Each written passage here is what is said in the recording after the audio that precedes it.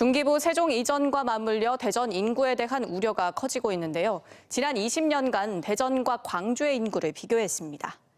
20년 전 대전 인구는 138만 명, 광주는 137만 명으로 대전이 광주를 앞지르기 시작했습니다. 10년 뒤 대전은 150만 명, 광주는 145만 명으로 그 격차는 더욱 벌어졌는데요. 하지만 2014년 153만 명을 넘겨 정점을 찍었던 대전 인구는 지난해 146만 3천 명으로 급속히 빠졌고 광주 인구 145만 2천 명과 차이는 1만 명이 조금 넘었습니다.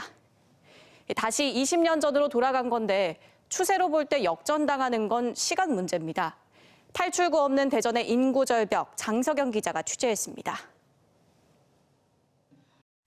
2010년 인구 150만 명을 넘은 이후 줄곧 150만 도시로 불렸던 대전시.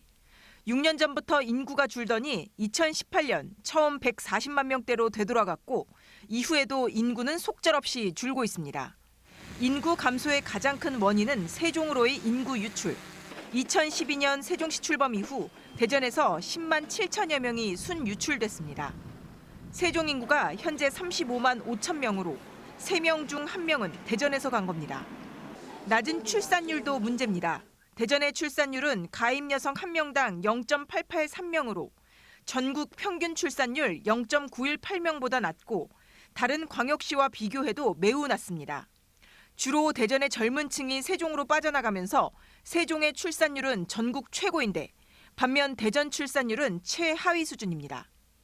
인구가 늘어야 도시가 활력을 얻고 경제가 선순환하는데 인구 감소에다 공공기관과 기업은 대전을 이탈하고 청년 일자리가 줄면서 경제 성장이 멈추는 악순환의 길로 들어서고 있습니다. 통계청의 20년 후 인구 전망만 봐도 세종시와 충남북은 인구가 늘 것으로 예상되지만 대전은 비관적입니다. 2030년 충남은 232만 명, 충북 167만 명, 세종 48만 명으로 현재보다 많게는 20만 명, 적게는 4만 명이 늘 것으로 전망되는데 대전은 144만 명으로 지금보다 감소될 것으로 보는 겁니다.